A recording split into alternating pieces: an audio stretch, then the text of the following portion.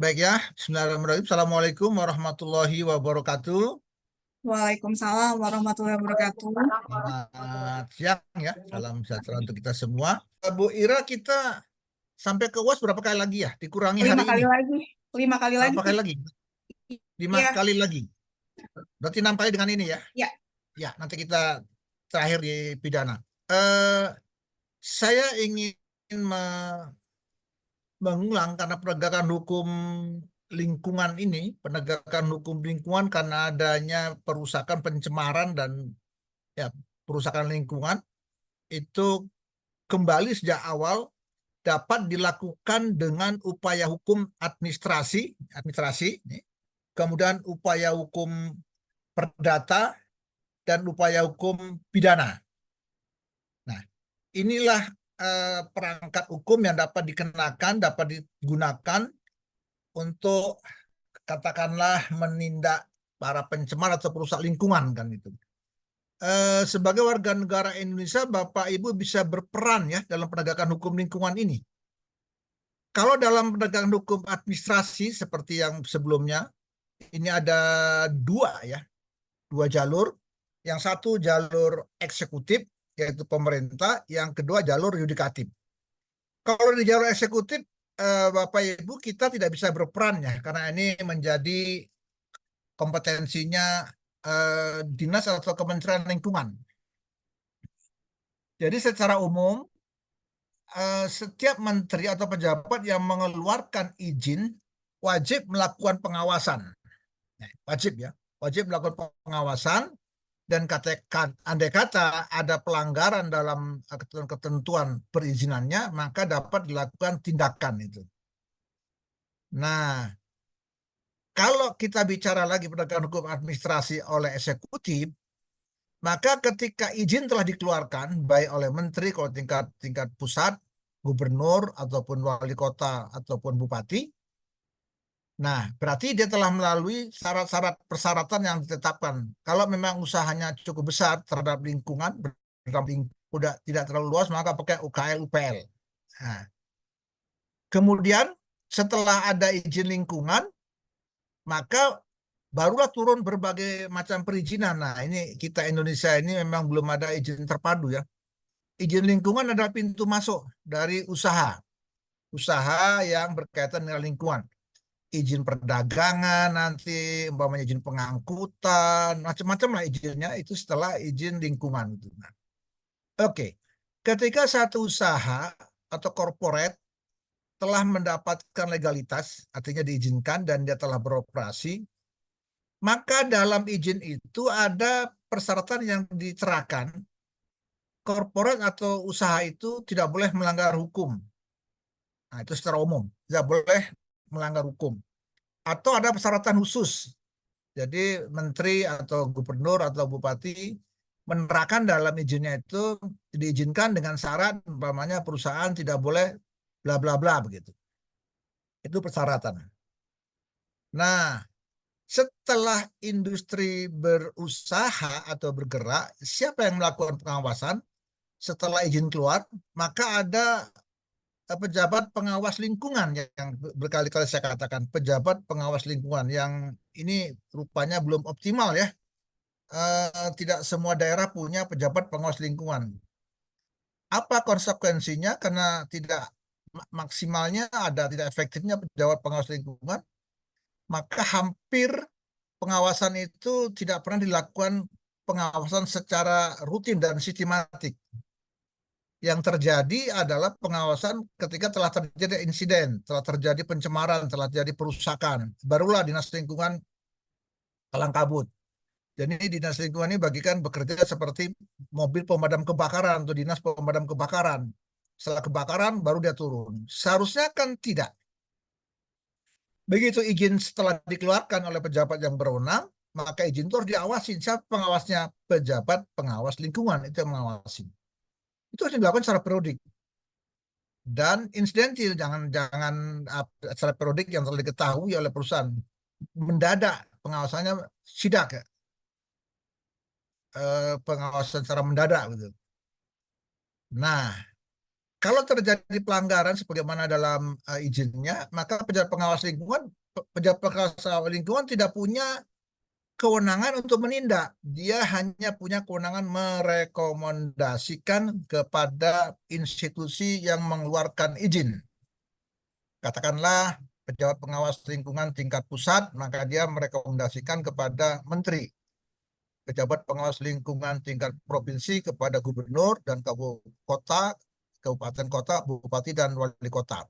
Dia hanya merekomendasikan bahwa perusahaan X cukup diceklis saja telah melanggar ketentuan sebagaimana yang ditetapkan umpamanya. Dia tidak mengatur pembuangan limbah B3-nya umpamanya. Dia tidak menggunakan instalasi pengolah limbah atau IPAL, atau IPAL-nya tidak difungsikan dan sebagainya sehingga terjadi pencemaran. Nah, atas rekomendasi itu maka pejabat yang mengeluarkan izin dapat memberikan sanksi administratif. Nah, ini terakhir itu. Sanksi administratif ini yang paling mudah, yang paling ringan adalah peringatan atau penghentian sementara atau umpamanya melakukan perbuatan tertentu sampai ke pembekuan dan pencabutan izin. Itu di Undang-Undang 32. Di Undang-Undang Cipta Kerja ditambah pemerintah dapat menetapkan denda lingkungan untuk pemulihan. Denda lingkungan untuk pemulihan. Jadi kalau udah rusak, maka perusahaan oleh pejabat yang melakukan izin disuruh membayar sejumlah uang untuk memulihkan lingkungan yang telah rusak. Dalam praktek, saya juga nggak tahu kenapa Kementerian Lingkungan Hidup tidak pernah menggunakan haknya, kewenangannya yang telah ditentukan dalam Undang-Undang Cipta Kerja. Dia selalu mengajukan gugatan ke pengadilan agar hakim menjatuhkan putusan perusahaan diberi denda untuk memulihkan lingkungan. Jadi kan prosesnya agak panjang kalau di pengadilannya. Kalau langsung saja oleh eksekutif, kan dia bisa lebih cepat gitu kan, lebih cepat dibandingkan oleh pengadilan. Tapi dalam pengalaman saya, Kementerian Lingkungan selalu mengajukan gugatan ke pengadilan dan mohon agar perusahaan yang mencemar atau merusak diberikan sanksi denda atau ganti rugi untuk memulihkan lingkungan. Nah, ini harusnya kewenangan ini digunakan oleh Kementerian Lingkungan agar lebih cepat lingkungan itu dipulihkan gitu. Nah, itu dari aspek penegakan hukum administrasi oleh eksekutif. Jadi peran kita warga masyarakat ya hanya sekedar kalau ada kejadian umpamanya industri itu mengolah limbah atau mencemari lingkungan, kita hanya melaporkan aja. Karena ini betul-betul kewenangan dari kementerian atau instansi terkait terhadap lingkungan hidup. Masyarakat tidak punya peran sama sekali di penegakan hukum lingkungan administrasi oleh eksekutif. Nah, berbeda dengan penegakan hukum administrasi oleh eksekutif. Nah, kalau eksekutif ini diajukan ke pengadilan TUN, ke pengadilan TUN, dan peran kita sebagai warga negara bisa sebagai penggugat di situ.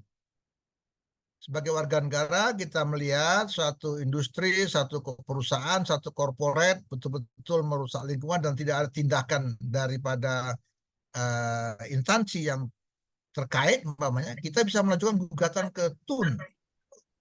Gugatan TUN itu yang dituntut adalah pembatalan basicingnya, pembatalan basicing atau izinnya. Nah, itu yang dituntut di peradilan TUN. Jadi kan berbeda dengan penegakan hukum administrasi oleh eksekutif. Dia dapat menjatuhkan sanksi sendiri, teguran, penghentian sementara, pemindahan,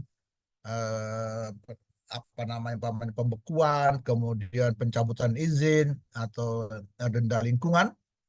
Nah, tapi kalau di TUN kita hanya bisa meminta agar pengadilan TUN membatalkan izin yang telah dikeluarkan oleh pejabat yang mengeluarkan izin karena ternyata perusahaan itu telah merusak atau mencemari lingkungan. Itu dapat itunya.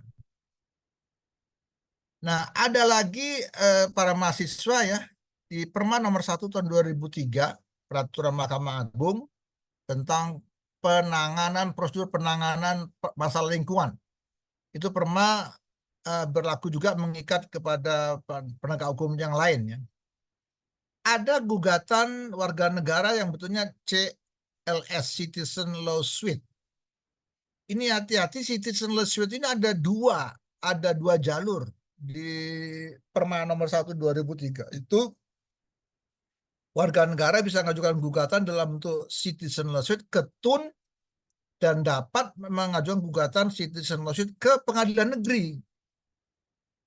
Dalam Perma itu saya sebetulnya kurang sepakat ya, walaupun saya anggota tim Pokja Lingkungan Nasional ya, seharusnya kalau CSL itu diserahkan ke TUN ya sudahlah, dilimpahkan ke TUN aja, nggak usah ke pengadilan negeri. Tetapi ini masih ada dua hal yang bisa ke TUN, bisa ke pengadilan negeri. Ini di kemudian hari bisa berdampak kekaburan ya, kekaburan hukum. Nah, dalam Perma itu apa yang bisa dituntut di CSL di TUN? Ya sama, meminta supaya pemerintah mencabut. Tapi di pengadilan negeri itu suatu perbuatan melawan hukum. Nah, supaya pemerintah melakukan perbuatan atau good governance, suatu perbuatan yang baik, namanya menindak perusahaan itu supaya dia tidak melakukan pencemaran atau perusakan. Nah, ini bedanya CSL di TUN dan CSL di pengadilan negeri. Nah, di pengadilan TUN memang tadi peran kita bisa masuk sebagai pihak langsung. Kalau di administrasi oleh eksekutif kita tidak punya peran apa-apa di sini. Jadi saya menyarankan mahasiswa penegakan hukum lingkungan UNLA ini kalau melihat lingkungan atau alam yang rusak atau tercemar, silakan mengajukan gugatan CLS ini. Syarat CSL itu harus mengajukan somasi dulu. Jadi itu satu prosedur. Dulu praktek CSL awal-awal itu tidak ada somasi. Tapi Mahkamah Agung melihat praktek di common law bahwa CSL itu harus melakukan somasi. Kalau saya tidak salah, somasi dilakukan dalam 1 bulan kalau nggak salah. Andai kata dalam 1 bulan tidak ada tindakan dari perusahaan atau korporat yang disomasi, maka baru bisa mengajukan gugatan. Nah, ini bedanya.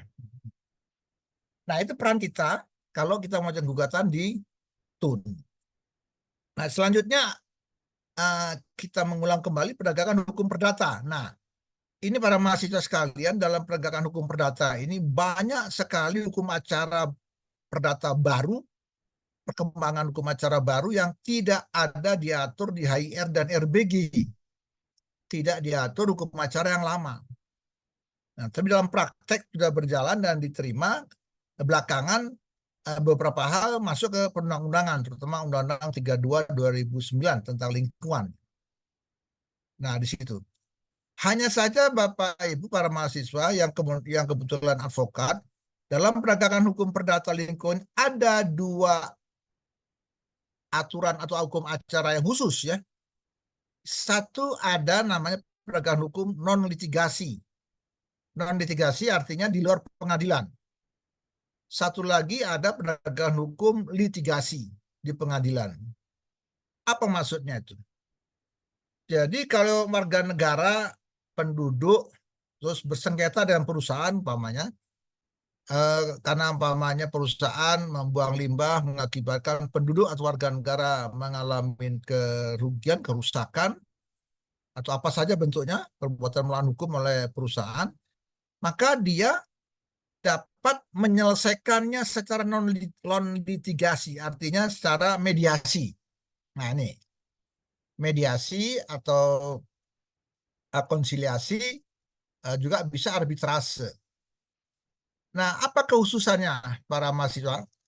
Kalau para pihak sepakat menyelesaikan sengketa perdatanya secara non litigasi, dan pernyataan itu harus dalam bentuk tertulis, tidak harus dalam bentuk akta notaril, cukup akta di bawah tangan, cukup mereka sendiri. Satu kesepakatan bahwa para penduduk dan katakanlah perusahaan X akan menyelesaikan sengketanya dengan bentuk non litigasi, yaitu mediasi umpamanya. Nah, kalau salah satu pihak mengajukan gugatan ke pengadilan atau litigasi, maka gugatan ke pengadilan itu belum bisa diterima sebelum upaya non litigasinya dinyatakan deadlock atau gagal. Nah, ini kekhususannya. Jadi nanti kalau Ibu para advokat sebagai kuasa hukum dari tergugat umpamanya, terus ada kesepakatan mereka akan menyelesaikan secara non litigasi, mediasi, litigasi atau arbitrase atau konsiliasi diperbolehkan, bentuknya apa saja dibolehkan. Ternyata salah satu pihak mengajukan gugatan ke pengadilan tanpa ada pernyataan gagal, maka Bapak Ibu sebagai kuasa tergugat bisa mengajukan eksepsi dalam pidana keberatan. Eksepsi bahwa pengadilan belum bisa memeriksa perkara akuo karena masih ada perjanjian non litigasi. Nah, ini khususannya ini. Tetapi kalau mereka tidak ada kesepakatan, ya bisa langsung diajukan secara litigasi. Nah, ini bedanya. Ini tidak diatur dalam hukum acara perdata yang lama ya. Hukum acara perdata yang lama, ya siapa saja kalau mengajukan gugatan ya boleh, langsung boleh. Tapi di lingkungan kalau mereka sepakat secara non litigasi, maka gugatan ke pengadilan atau litigasi belum dimungkinkan atau belum boleh. Nah, ini kekhususan. Nah, kemudian Bapak Ibu dalam hukum acara perdata lingkungan ini banyak hal-hal baru yang menjungkir balikkan hukum acara perdata konvensional. Saya katakan gitu kan ya.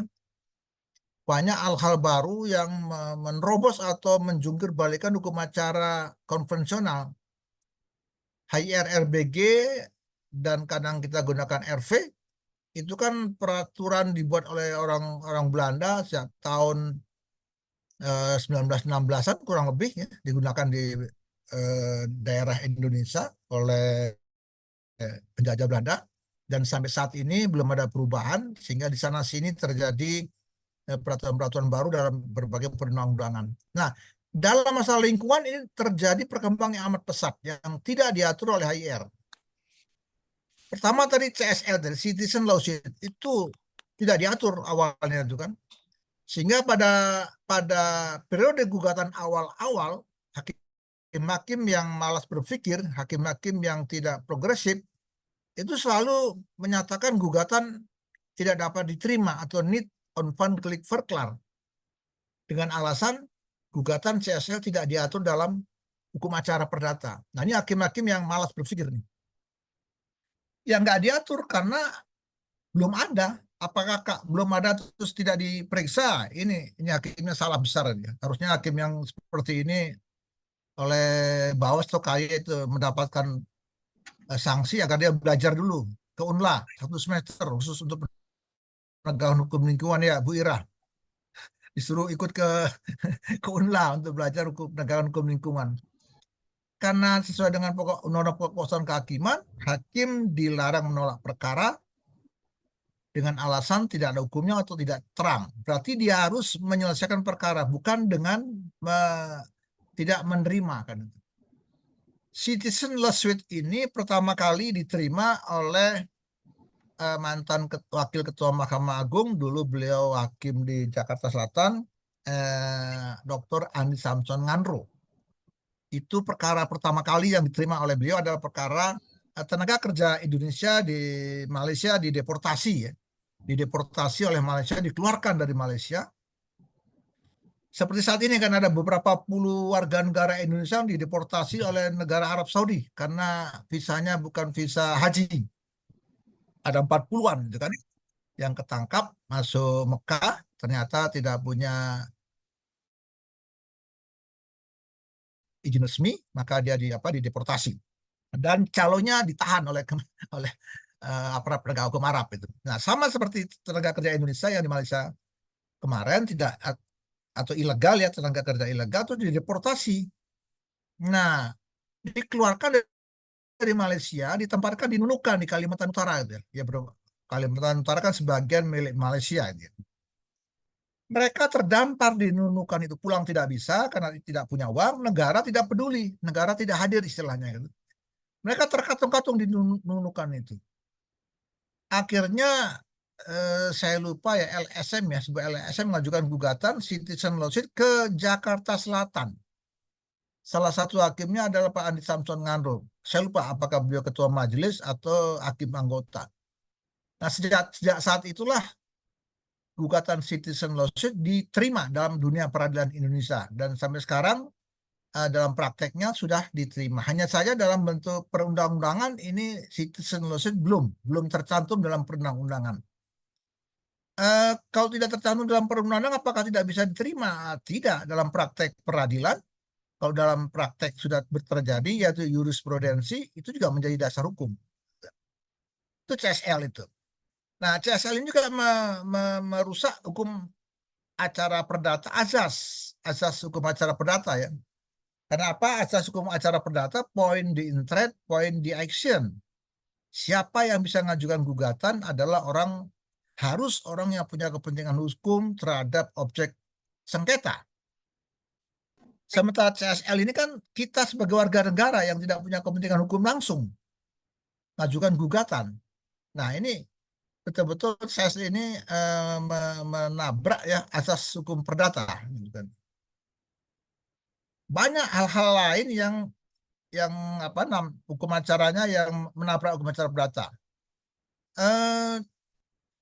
Asas hukum perdata pasal 131, barang siapa yang mengajukan atau mendaku memiliki sesuatu atau mengajukan gugatan, maka dia harus membuktikan. Ini dalil, asas ini. Jadi siapa yang mengajukan gugatan, dia harus membuktikan. Tetapi dalam hukum acara perdata ada namanya gugatan strict liability, pertanggungjawaban mutlak. Itu justru penggugat tidak membuktikan kesalahan tergugat. Nah, ini betul-betul telah menabrak hukum acara perdata yang konvensional kan. Karena asasnya barang siapa yang mengajukan gugatan, dia wajib membuktikan. Tapi dalam gugatan strict liability,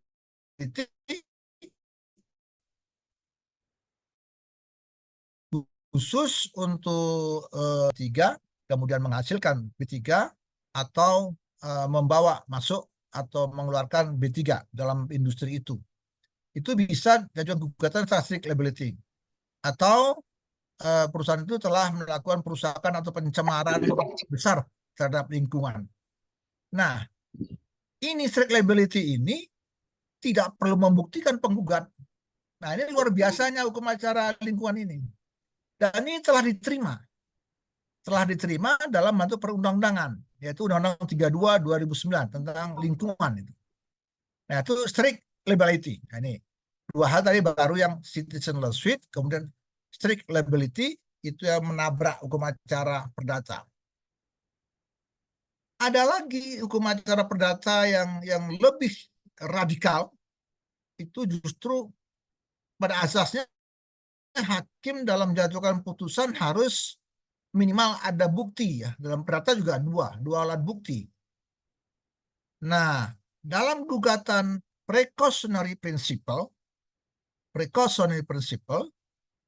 ini hakim dapat menjatuhkan putusan demi melindungi lingkungan walaupun tidak ada alat bukti tentang itu. Nah, ini yang luar biasanya nih hukum acara lingkungan ini. Precautionary principle ini. Jadi hakim dapat menjatuhkan putusan sekalipun tidak ada bukti. Berkali-kali saya contohkan kasus yang sering, kalau di Indonesia memang belum pernah, tapi di India, di Taj Mahal. Taj Mahal adalah satu gedung yang menjadi 8 keajaiban, sekarang lebih ya, 8 keajaiban dunia. Itu satu gedung putih, masjid ya, kalau nggak salah itu masjid. Nah, di sekitar Taj Mahal itu berdiri perusahaan-perusahaan atau industri-industri, dan setiap saat mengeluarkan asap dari cerobongnya, mengeluarkan asap ke udara. Nah, LSM India mengajukan gugatan kepada pengadilan ya India Delhi agar diperintahkan industri itu pindah dari sekitar Taj Mahal karena dikhawatirkan akan merusak gedung Taj Mahal sebagai 8 keajaiban dunia. Di persidangan tidak ada ahli yang dapat memastikan bahwa asap dari cerobong industri di sekitar Taj Mahal itu dapat merusak gedung Taj Mahal. Tetapi hakim berdasarkan asas precautionary principle, kehati-hatian, hakim punya asas juga, hakim lingkungan yaitu in dubio pro natura. Hakim harus mementingkan atau mengutamakan kepentingan lingkungan. Itu asas sudah dipakai hakim lingkungan, asas in dubio pro natura. Jadi hakim memutuskan mengabulkan gugatan LSM walaupun tidak ada bukti sama sekali bahwa asap itu dapat berakibat langsung kepada perusakan atau kerusakan gedung Taj Mahal itu. Nah, ini satu gugatan precautionary principle yang ketiga yang memporak-porandakan hukum acara perdata yang konvensional. Nah, kemudian ada lagi gugatan yang juga masuk hal baru, gugatan organisasi lingkungan atau legal standing. Organisasi lingkungan seperti WALHI atau ISEL atau yang lain-lain itu mengajukan gugatan. Padahal dia tidak punya kepentingan hukum langsung, dia tidak dirugikan. Dia tidak ada umpamanya tanahnya yang rusak, hewannya yang mati, atau rumahnya yang rusak, dan sebagainya. Tapi karena dia sebuah organisasi lingkungan, dapat mengajukan gugatan. Nah, ini juga satu hal yang melanggar asas hukum acara yang lama yang tadi saya katakan point di interest, point di action. Siapa yang boleh mengajukan gugatan adalah orang atau subjek hukum yang punya kepentingan hukum langsung kepada objek gugatan. LSM ini tidak punya kepentingan langsung. Tapi ada syarat. LSM yang bisa mengajukan gugatan adalah LSM yang anggaran dasarnya dan anggaran rumah tangganya memang menyatakan bahwa LSM ini berkecimpung dalam bidang lingkungan. Nah, ini syarat pertama. Syarat kedua adalah LSM ini telah bergerak atau beroperasi minimal 2 tahun di Indonesia. Nah, sekarang sudah banyak diterima gugatan oleh LSM ini, oleh pengadilan. Awalnya hakim-hakim yang konvensional dulu itu bukan menolak, menyatakan gugatan tidak dapat diterima karena gugatan LSM ini tidak diatur dalam hukum acara perdata. Nah, ini hakim-hakim konvensional dulu tidak dapat menerima gugatan secara organisasi lingkungan. Pertama kali gugatan organisasi lingkungan yang diterima adalah di Medan. Itu PT IWI kalau nggak salah ya. Itu pertama kali digugat oleh LSM. Kemudian mungkin hakimnya sudah hakim progresif, sudah membaca sistem hukum common law. Akhirnya gugatan itu diterima, walaupun sebelumnya berkali-kali gugatan LSM atau organisasi lingkungan itu tidak dapat diterima oleh hakim yang lain. Tapi oleh hakim Medan, saya lupa siapa hakimnya itu, diterima. Nah, sejak itulah gugatan LSM dapat diterima di Indonesia. Nah, ini hal-hal baru dalam penegakan hukum perdata, khususnya dalam aspek lingkungan, yang akhirnya diterima dalam sistem hukum acara perdata kita. Jadi, gugatan secara citizen lawsuit sekarang tidak hanya untuk lingkungan, gugatan organisasi lingkungan tidak hanya untuk lingkungan, tapi dalam hukum perdata biasa, semua perbuatan melawan hukum dimungkinkan. Nah, itu penegakan hukum perdata. Nah, kemudian ada khususan ya Bapak Ibu, terutama yang pernah menjadi praktisi sebagai advokat itu.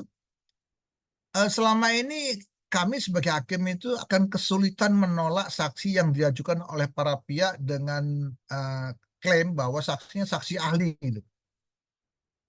Kita tidak punya alasan untuk menolak. Artinya tidak ada standarisasi ahli itu di persidangan, baik pidana maupun perdata. Tapi di lingkungan ada standarisasinya.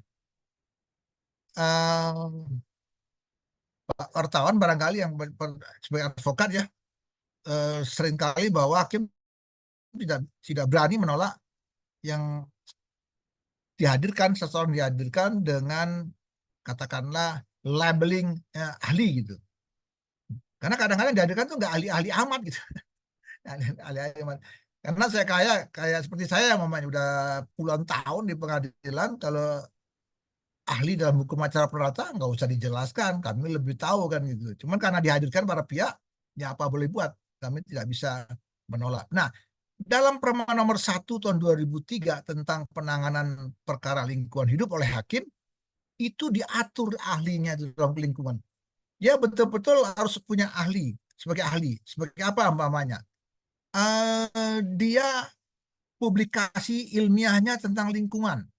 Dia telah berapa kali melakukan penelitian tentang lingkungan. Kemudian katakanlah dia punya buku tentang lingkungan. Atau dia sebagai pengajar lingkungan dan berapa tahun di universitas itu. Nah, kalau belum memenuhi syarat yang ditetapkan oleh Perma nomor 1, ya mohon maaf nanti Pak wartawan saksinya akan ditolak oleh hakim lingkungan. Karena belum memenuhi standar kualifikasi sebagai ahli dalam perkara lingkungan ya. Ini dalam perkara lingkungan. Jadi dalam perkara lingkungan ini Mahkamah Agung mengeluarkan standarisasi untuk ahli itu. Jadi nggak semua orang bisa hadir di persidangan dengan mengklaim dirinya sebagai ahli gitu. Nah ini bedanya. Jadi nanti kalau Bapak Ibu menghadirkan ahli di persidangan terhadap sengketa lingkungan, maka harus dibaca dulu Perma nomor 1 tahun 2003, syarat-syarat itu apakah betul ahli yang Bapak Ibu hadirkan itu telah memenuhi syarat. Gitu. Sudah adakah publikasi ilmiahnya, artikel dalam jurnal tentang lingkungan, buku-buku yang ditulis tentang lingkungan, atau dia pengajar di kampus dengan uh, mata kuliah hukum lingkungan atau penegakan hukum lingkungan sekian tahun dan sebagainya. Nah, ini persyaratannya. Nah, ini kekhususan ya dalam penegakan hukum lingkungan. Nanti Bapak Ibu bisa, ini di buku saya kemarin yang dari Sumo, seharusnya Bapak Ibu sudah paham ini karena sudah meresumo ya. Kalau sudah meresumo berarti ada indikasi telah membaca kan gitu. Nama meresumo membaca kan gitu. Cuman kadang-kadang lupa, itu wajar lah. Cuman jangan terlalu banyak lupanya. Yang di resume satu buku lupa semua lah, ini kacau nih. Tapi kalau lupa ingat bab 1, bab 2 lupa, bab 2 lupa, bab 3 setengah ingat, ya lumayan lah itu kan. Nah, coba kita masuk lagi ke penegakan hukum pidana. Ini harusnya di sesi terakhir, tapi dalam kali ini kita gambarkan secara umum. Eh, Dalam penegakan hukum pidana kita kenal criminal justice system ya. Criminal justice system atau sistem peradilan pidana. Sistem peradilan pidana itu adalah merupakan satu pola terkait, saling terikat dalam mengajukan atau dalam menegakkan hukum pidana. Di mana criminal justice system itu dimulai dari penyidik, baik penyidik Polri maupun penyidik PPNS, penyidik pegawai negeri sipil, kemudian dilanjutkan ke kejaksaan dalam hal penuntutan, kemudian diserahkan ke pengadilan, disidangkan oleh para hakim. Situ ada panitera pengganti, ada jurusita. Selanjutnya dihukum, dieksekusi oleh jaksa, kemudian ditempatkan di lembaga pemasyarakatan. Nah, selama dalam proses sebelum diputus ditempatkan di rumah tahanan negara. Ini namanya sistem. Dan dengan undang-undang advokat yang baru, maka advokat masuk kategori daripada penegak hukum. Nah, sini criminal justice system. Penyidik PPNS lingkungan, dia tidak perlu berkoordinasi terhadap Polri ketika dia melakukan penyidikan. Dia langsung mandiri. Ini bedanya. Kemudian ketika dia selesai melakukan penyidikan dan pemberkasan dalam bentuk berita acara, penyerahan berita acaranya bisa langsung diserahkan kepada jaksa tanpa melalui penyidik Polri. Ini ada 3 undang-undang yang kontradiktif. Bapak Ibu kalau berminat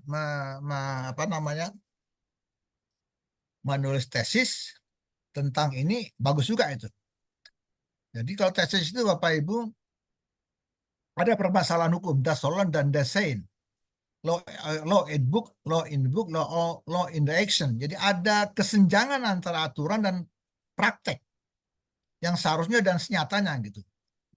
Nah, itu adalah tulisan tesis, berbeda dengan skripsi. Kalau skripsi, Bapak Ibu hanya memaparkan normatif yang seharusnya sesuai dengan undang-undang itu.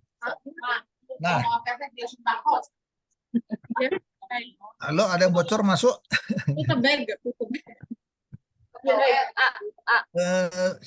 Siapa yang masuk? Tolong di-unmute dulu. Oke. Pak Oh iya, Pak Aib ya, Pak Aib. Pak Aib dari tadi nggak merespon. Dia masih pakai baju kebesaran. Nah, Bapak Ibu, dalam penegakan hukum pidana ini ada kekhususan lagi. Ada namanya asas ultimum remedium dan asas primum remedium. Ultimum remedium ini artinya hukum pidana itu tidak diberlakukan dulu. Jadi diberlakukan belakangan. Kalau primum remedium artinya remedium itu penegakan hukumnya itu didulukan. Dulu ketika undang-undang yang lama, Undang-Undang 23 97, ya, Undang-Undang Lingkungan yang lama, 2397 ya. Kalau sekarang kan dibalik 23 menjadi 32. Itu dikenal asas subsidiaritas. Subsidiaritas itu semua delik formil itu diterapkan asas ultimum remedium. Tetapi di Undang-Undang Lingkungan yang baru nomor 32 2009 ini, delik formil hanya diterapkan kepada pasal 100. Jadi penyempitannya luar biasa ini. Jadi Undang-Undang 32 itu rezimnya adalah primum remedium. Semua dipidanakan. Saya kurang sepakat. Saya kurang sependapat dengan Undang-Undang 32 2009 ini. Seharusnya delik formil itu, delik yang tidak berakibat kerusakan lingkungan atau pencemaran lingkungan, itu tidak perlu dipidanakan. Cukup digunakan hukum administrasi. Kenapa pemulihan lingkungan, perbaikan lingkungan lebih diutamakan daripada memenjarakan seseorang? Nah ini jadi rezim Undang-Undang 32 ini justru memenjarakan orang. Hanya ada pasal 100 saja yang hukum pidana tidak boleh masuk sebelum hukum administrasi dilakukan. Ambang batas baku mutu, emisi, dan gangguan. Hanya 3 itu aja yang hukum pidana tidak boleh. Kemarin ada luar biasa seorang mahasiswa kakak kelas Bapak Ibu yang ngambil tesis di mana hakim berani menerobos. Jadi ultimum remedium tidak hanya di pasal 100 tapi di pasal 103. Kata hakim yang memutuskan perkara itu, pasal 103 itu karena tidak berakibat rusaknya lingkungan, tidak berakibatnya tercemarnya lingkungan, maka harus digunakan asas ultimum remedium. Sehingga penuntutan tidak dapat diterima. Begitu anunya, begitu putusan hakim ini luar biasa sekali ini. Saya sepakat dengan Hakim PN Bandung itu. Jadi ultimum remedium itu harus kepada delik formil. Bapak Ibu yang belum masih lupa delik formil, nanti pulang dari sini segera dibuka. Delik formil itu adalah delik tidak selesai istilahnya, delik yang melanggar peraturan perundang-undangan. Contohnya barang siapa yang membuang limbah di atas baku mutu lingkungan maka dikenakan sanksi umpamanya. Nah, di atas baku mutu lingkungan itu katakanlah ZE ya, zat besi yang boleh dibuang, saya tidak tahu standarnya di Jawa Barat, katakanlah 7 umpamanya. Nah, perusahaan membuang 7,01. Ada kelebihan 01. Dia membuang limbah ZE-nya ke alam. Dia melanggar undang-undang. Kenapa? Alam tidak rusak, alam tidak tercemar hanya karena dia membuang 01. Nah, ini sudah dikenakan sanksi. Ini namanya delik formil, delik tidak selesai. Nah, di Undang-Undang 32 sekarang itu semua dijadikan pidana, dijadikan primum remedium. Nah, ini yang saya tidak sepakat.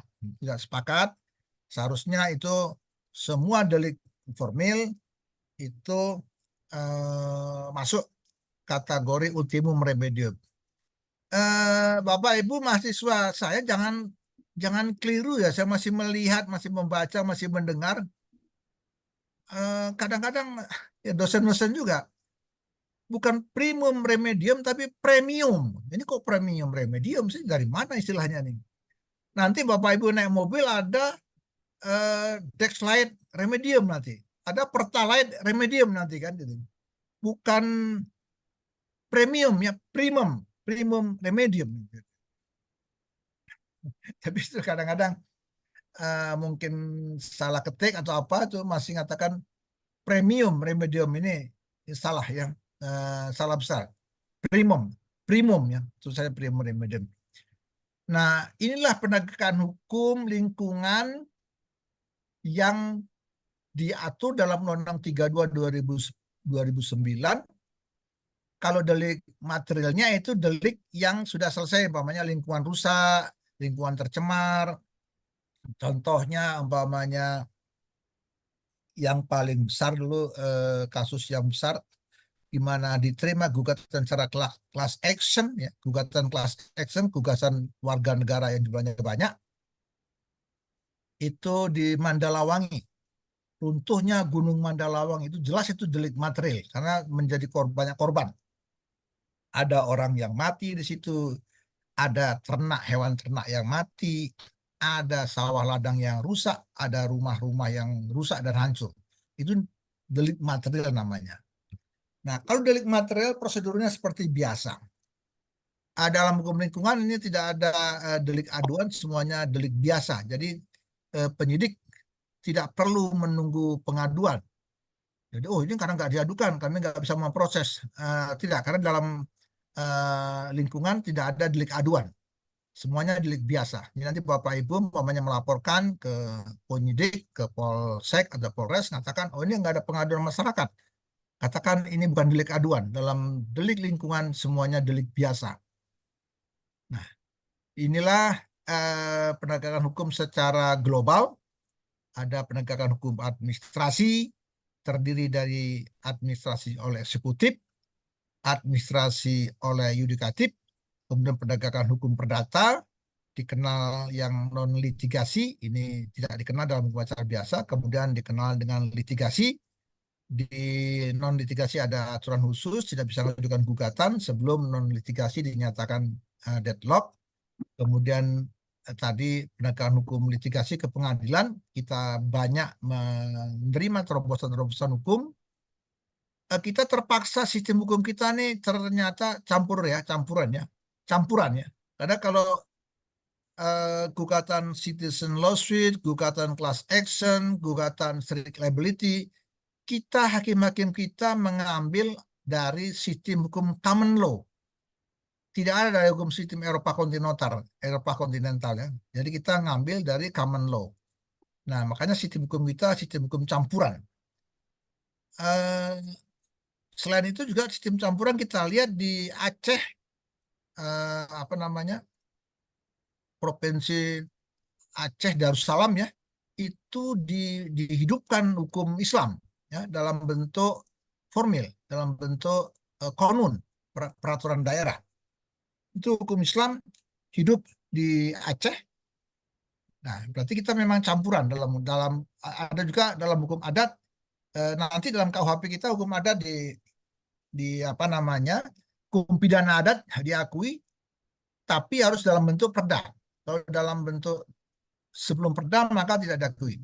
Ini menurut saya kemunduran KUHP kita, karena sebelum KUHP hakim-hakim Bali juga banyak menggunakan hukum adat ya. Banyak itu artinya lebih dari dua. Hukum adat dijadikan dalam pengadilan pidana.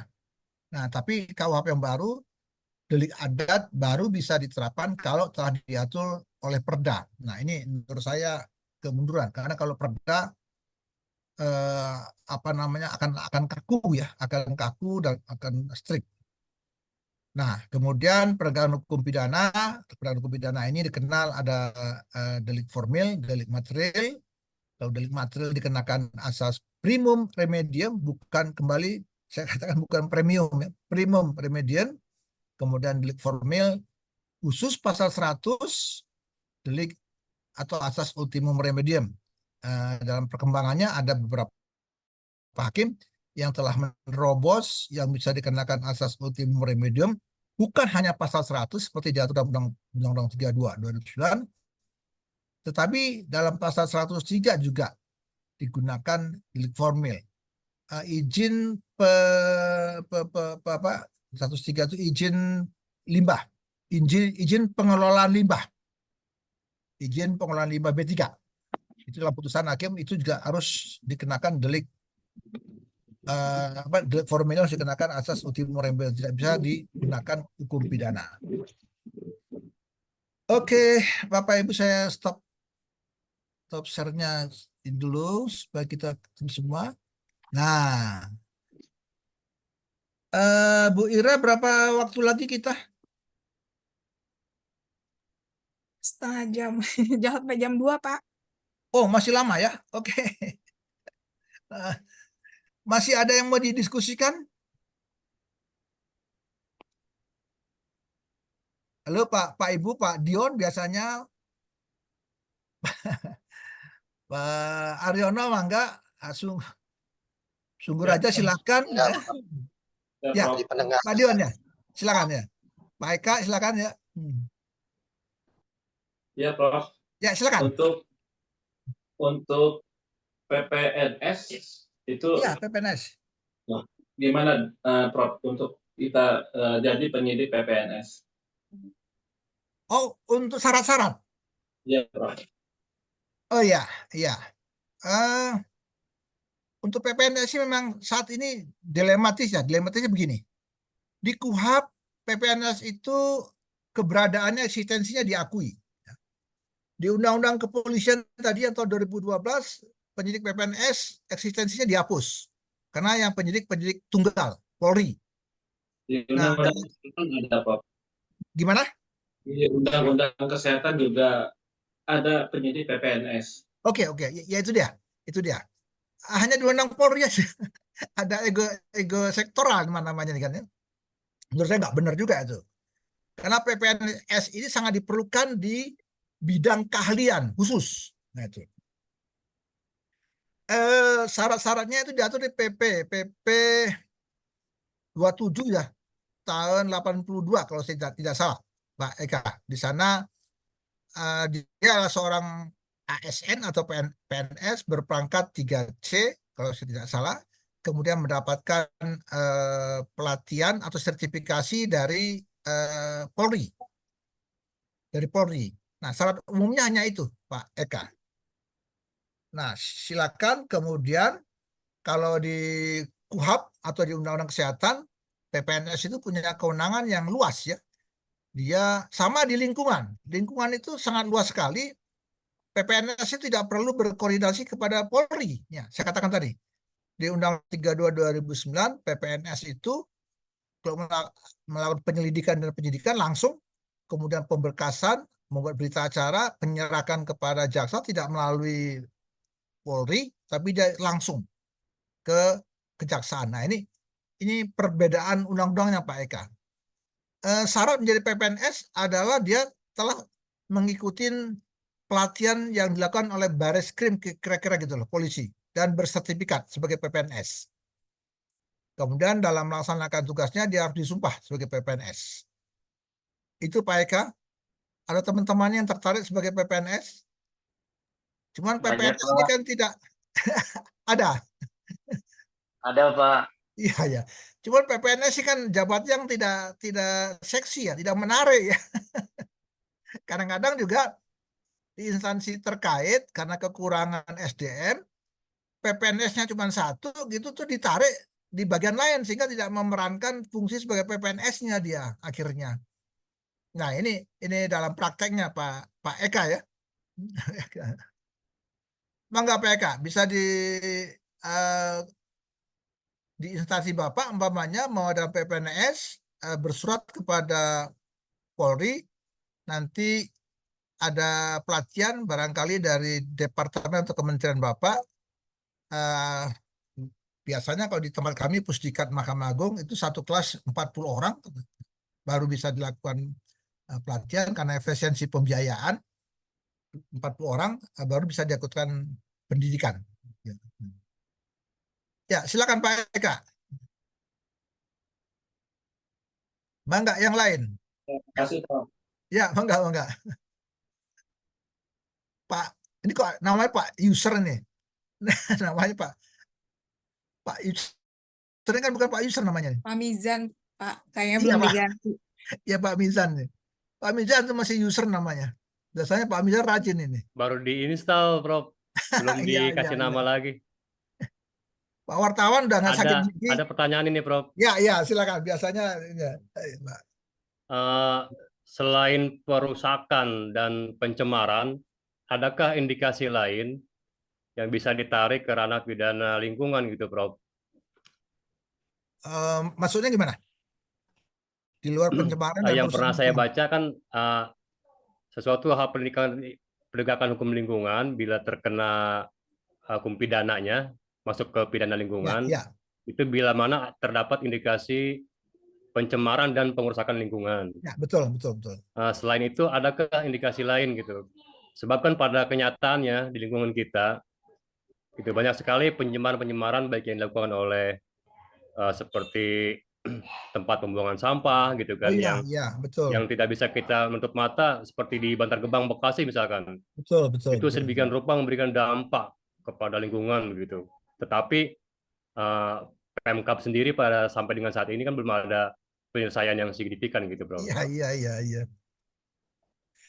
Iya, pada dasarnya Undang-Undang 32 2009 itu adalah pengelolaan dan penindakan lingkungan hidup. Ya. Jadi secara umum yang bisa masuk ke penegakan hukum lingkungan yang tadi, administrasi, perdata maupun pidana, manakala ada perusakan dan pencemaran lingkungan, Pak Mizan ya. Itu. Nah, dalam praktek pencemaran lingkungan itu atau kerusakan lingkungan tidak semata-mata menggunakan Undang-Undang 32 2009. Undang-Undang 32 2009 adalah Undang-Undang Umbrella Acts atau Undang-Undang Payung. Itu undang-undang yang berlaku umum. Kadang-kadang digunakan undang-undang tentang kehutanan. Kadang-kadang digunakan undang-undang tentang pertanian yang pada hakikatnya itu juga melakukan perusakan pencemaran lingkungan. Itu bisa dipilih.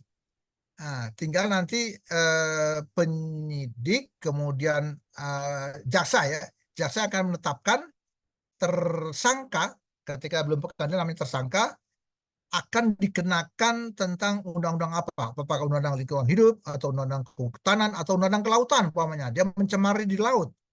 Ada juga undang-undang kelautan. Jadi Pak Mizan tidak selalu menggunakan undang-undang 32.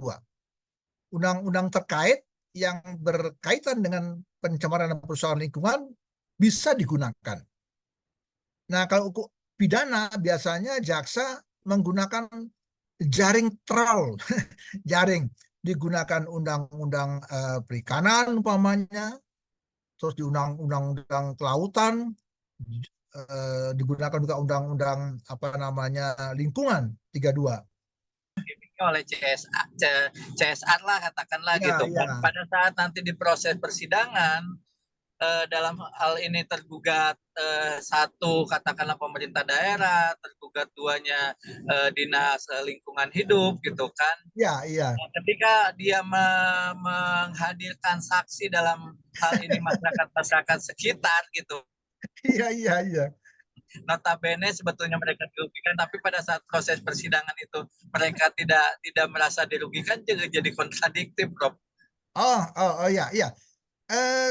Itu tidak dipersyaratkan dalam CSL ya, tidak dipersyaratkan apakah masyarakat yang terdampak langsung tidak melakukan upaya umpamanya. Contoh saja ya, saya sering contohkan umpamanya jalan raya di wilayah kita umpamanya itu udah bertahun-tahun hancur, rusak, tidak diperbaikin. Kita katakanlah bertempat tinggalnya agak jauh dari lokasi yang rusak. Nah, warga yang lokasinya terdekat rusak itu tidak melakukan tindakan hukum. Dan itu tidak menjadi alasan. Boleh wartawannya. Karena itu bukan untuk kepentingan pribadi, bukan kepentingan kita, tapi kepentingan untuk bersama. syaratnya. Hanya saja tadi CSL dalam Perma nomor 1 tahun 2023 dipersyaratkan harus melakukan somasi terlebih dahulu. Saya kalau tidak salah itu somasi itu 1 bulan ya setelah surat diajukan dan diterima, ada bukti diterima. Setelah 1 bulan tidak ada upaya reaksi atau tidak ada reaksi, tidak ada upaya perbaikan, maka baru diajukan gugatan CSL. Jadi tidak ada syarat, tidak apa-apa. Umpamanya warga yang dekat di situ tidak mengajukan gugatan, tidak apa-apa. Karena itu tidak harus seluruh warga negara yang mengajukan gugatan. Salah satu saja cukup. Salah satu cukup. Nah, itu Pak Wartawan. Silakan saya dorong ajukan gugatan CSL itu. Waktu saya menjadi narasumber di PKPA ya, tahun berapa itu kan, ada advokat juga dari KAI yang ngambil peradi waktu itu. Dia semangat ya mau mengajukan CSL, tapi akhirnya nggak jadi. Nggak jadi. Silakan kalau mau ajukan gugatan CSL. Saya sudah 2 minggu ini mendampingi class action, Prof, terkait dengan ya, bagus. perbaikan jalan di daerah Tuparep yang mengakibatkan meninggalnya salah seorang ibu gitu kan. Di 2 kali persidangan ini tergugat 1 kan pemerintah daerah Kabupaten Karawang, tergugat 2-nya Dinas PUPR Kabupaten Karawang, turut tergugatnya adalah PT PLN dan PT Telkom, Prof. Ya. Yang jadi masalah sudah 2 kali ini pihak tergugat 1 dan 2 tidak pernah hadir, hanya yang turut tergugatnya saja yang hadir, Prof. Oh, di PN mana itu? Di PN mana? Karawang, Prof. Oh, Karawang, ya. Terus apa masalahnya? Pembangunan proyek drainase yang dikerjakan asal-asalan yang mengakibatkan pertama adalah kematian salah satu warga Kelurahan Adiarsa Timur dan terganggunya komplek pertokoan di Pasar Johar, Prof. Ya. Oke, hakimnya bisa diingatkan karena ini sidang pertama ya. Sidang pertama itu kan ada pilihan hukum nanti kan secara ekot atau secara manual ya. Nah, kalau ada salah satu datang, seharusnya nggak perlu menunggu. Dalam HIR itu diatur setelah dipanggil secara sah dan patut, dia tidak datang, maka hakim dapat memanggil kembali. Dapat itu berarti bisa iya, bisa tidak, bisa dipanggil lagi. Tapi dalam praktek dipanggil lagi. Nah, itu ada hakim yang memanggilnya berkali-kali. Tolong diingatkan Pak Warta, sebagai advokat, saya punya hak, punya kepentingan bahwa kehadiran tergugat itu tidak menjadi penting karena sudah dipanggil secara sah dan patut. HIR hanya mengatur dapat dipanggil sekali lagi. Bapak Ibu, hari ini terima kasih hari libur. Tadi ada berpendapat daripada macet, saya ikut Zoom, bagus juga sih. Macet ikut Zoom. Saya juga harus mikir ini kalau keluar Bandung saat ini semuanya macet. Terima kasih di hari libur ini membantu saya karena saya jujur hari ini batas akhir saya ngajar yang harus ada video, sehingga saya minta tolong kepada Bapak Ibu yang seharusnya Bapak Ibu hari ini libur, tapi untuk kepentingan diri saya pribadi mohon maaf ya Bapak Ibu, karena kalau nggak hari ini kapan lagi saya ngajar kan, karena hanya hari Sabtu. Nah, mudah-mudahan videonya ini sukses oleh Bu Rima ya di admin, dan saya tanggal 3 akan proses lektor kepala, mohon doanya. Udah lama lektor, karena saya bersama Pak Nugraha, Pak Yuli Astri, Pak Edi, sama-sama lektor dulu. Saya karena nggak ngurus, jadi saya tetap lektor. Lah, kawan ada lektor kepala. Lama-lama saya mikir kok saya jadi anak yang paling buntut ini. Dalam pembimbingan saya nggak pernah di atas, harus di bawah terus. Waduh, kacau juga nih. Tadinya saya merasa karena saya masih dinas, nggak mikir, tapi sekarang karena menjelang pensiun, ya apa boleh buat, harus proses, harus diikuti. Terima kasih Bapak Ibu atas kerelaannya, mudah-mudahan ilmu kita bermanfaat. Berarti kita ketemu di minggu depan Bu Ira ya, normal ya? Iya Pak, minggu depan. Oke. Baik, kita akhiri. Wabillahi taufik wal hidayah. Wassalamualaikum warahmatullahi wabarakatuh. Waalaikumsalam Terima kasih, Prof. warahmatullahi Dan Prof. wabarakatuh. Terima Sehat-sehat, kasih. Bapak. Terima kasih. Sama-sama. Ya.